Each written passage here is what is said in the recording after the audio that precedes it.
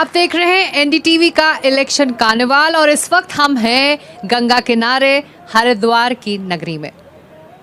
अगर हरिद्वार में हैं और गंगा किनारे हैं तो ऐसे में आध्यात्म की बात कैसे ना हो, योग की बात कैसे ना हो। इसी पर चर्चा आगे बढ़ाने के लिए हमारे इलेक्शन कार्निवाल से जुड़ रहे हैं योगी रजनीश। बहुत स्वागत है आपका इस कार्निवल में। और इस ब्रेक से पहले हमने देखा इतनी गर्मा गर्मी चुनावी माहौल है, उससे भी माहौल गर्म हो रहा है और मौसम की मार तो है ही, लू चलने वाली है। और इस पूरे दौरान सभी को अपना संयम बरतना होगा, ख़ास तौर से उम्मीदवारों को और उनके कार्यकर्ताओं को।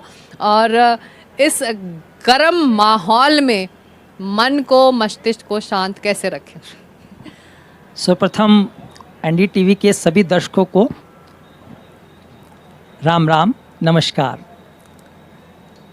एक दोहे से हम अपने इस वक्तव्य को प्रारंभ करते हैं, क्योंकि एक दोहे में यदि हम देखें तो हम पूरी सृष्टि को समेट सकते हैं। 4 मिले 64 खिले, 20 रहे कर जोर।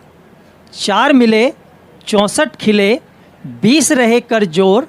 हरिजन से हरिजन मिले, विन से 7 करोड़। एक व्यक्ति के भीतर 3.5 करोड़ रोम छिद्र बताए गए हैं। तो 3.5 करोड़ रोम छिद्र हमारे भीतर और 3.5 करोड़ रोम छिद्र आपके भीतर जब खिलते हैं तो हम प्रसन्नता का, जिसको हम रोम कहते हैं, रोंगटे खड़े हो जाना कहते हैं, तो हमारे रोम रोम में प्रसन्नता के भाव आ जाते हैं। चुनावी माहौल में गुस्सा बहुत जल्दी लोगों को आ रहा है। जो राजनीतिक विरोधी हैं एक दूसरे पर काफ़ी नाराज़ भी हो रहे हैं। तो हरिद्वार से योगी जी क्या कहेंगे, कैसे ये उम्मीदवार और उनके कार्यकर्ता अपने मन को शांत रखें? सबसे बड़ी बात है कि हमें ये समझना बहुत ज़्यादा ज़रूरी है कि इलेक्शन केवल एक प्रक्रिया है, चुनाव एक प्रक्रिया है जो 5 साल बाद हमें एक उम्मीदवार को चुन करके संसद में भेजना। उसको वो सांसद बनेंगे, वो संसद में जाएंगे, वो जिनको ज़्यादा वोट मिलेंगी वो चले जाएंगे।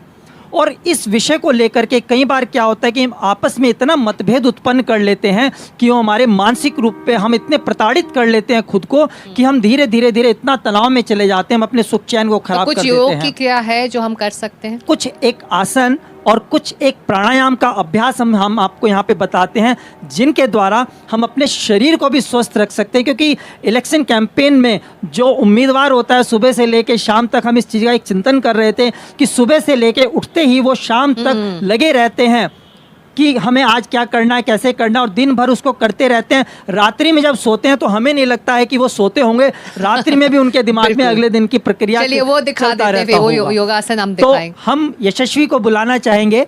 प्यारी सी छोटी सी बच्ची है यशस्वी, आए और कुछ एक आसन जो है यहाँ पर शरीर को स्वस्थ रखने और मन को शांत करने के लिए यहाँ पर उम्मीदवार और जो उम्मीदवार के साथ उनके लोग लगे हुए हैं, उनके साथ में हैं, वो आप बेटा यहाँ पर आइए यशस्वी, आप बिल्कुल यहाँ बैठिए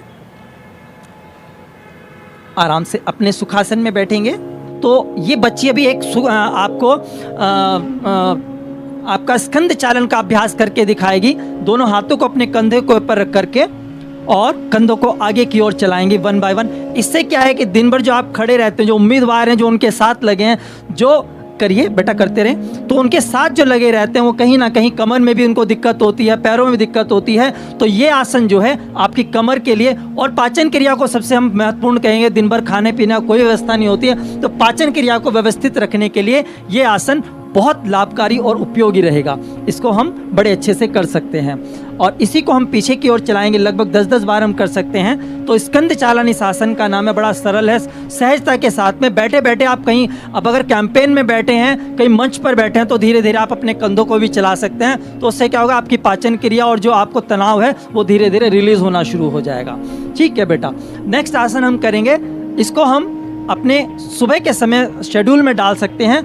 बटरफ्लाई आसन, गोरक्ष आसन। तो दोनों पैरों के तलवों को मिला करके यदि हम इसका अभ्यास करते हैं तो हमारे पैरों में जो थाइज में, घुटनों में जो दर्द रहता है, दिन भर चलते हम थक जाते हैं, तो इस आसन के अभ्यास से हम अपने तनाव को, अपने पैरों के दर्द को दूर कर सकते हैं। अपने घुटनों को बेटा ऊपर नीचे चलाएंगे, दोनों घुटनों को अधिक से अधिक ऊपर नीचे चलाने का प्रयास करें ये हमारी कमर को भी बेहतर रखेगा और पैरों को व्यवस्थित, पैरों का जो दर्द है उसको व्यवस्थित करने के लिए एक बहुत ही लाभकारी आसन है। चलिए दोनों पैरों को हम सीधा खोल लेते हैं। थोड़ा थोड़ा शॉर्ट में आपको बता रहे हैं, जितना आप अभ्यास कर सकते हैं उतना आप करें। दोनों हाथों को पीछे रखेंगे और पंजों को नीचे और वापस अंदर की ओर स्ट्रेच करेंगे। 1 2 3 4 5। इसको लगभग 10 से 15 बार हम कर सकते हैं और इसी को हम क्लॉक और एंटी क्लॉकवाइज दोनों अपने पंजों को घुमा सकते हैं। 1 2 3 4 एंड 5। अपोजिट 1 2 3 4 और 5। पैरों में फासला करेंगे, दोनों पैरों में फासला करके पंजों को अंदर बाहर चलाएंगे। बिल्कुल ठीक है।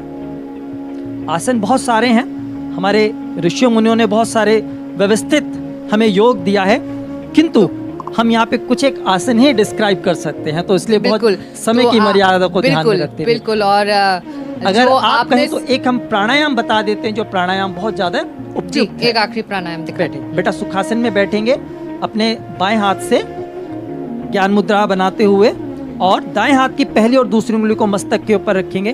अंगूठे से दाएं नासिका को बंद करके बाईं नासिका से श्वास लें और दाईं नासिका से श्वास को छोड़ें और दाएं से श्वास लेकर बाएं से छोड़ें। इस प्रकार का अभ्यास करने से श्वास लेने और छोड़ने में किसी भी प्रकार का एफर्ट ना करें, अर्थात श्वास खींचना नहीं है, गहरा लेना और छोड़ना है। बस इतना सा अभ्यास करने से ही आपका जो चुनावी दंगल दिन भर का रहेगा उससे आपका मन और शरीर दोनों स्वस्थ और शांत हो जाएंगे। बिल्कुल, बहुत शुक्रिया इन सुझावों के लिए योगी जी, और बहुत शुक्रिया बेटा, आपने बहुत अच्छे से हमारे उम्मीदवारों के लिए, हमारे कार्यकर्ताओं के लिए जो इन चुनावों से जुड़े हुए हैं, उनको किस तरह से उनको शारीरिक परेशानी ना हो और उन्हें अपना मस्तिष्क, अपना मन किस तरह से वो शांत रखें, वो इन योगा आसन का अभ्यास कर सकते हैं। तो आज हरिद्वार से इस इलेक्शन कार्निवल में इतना ही।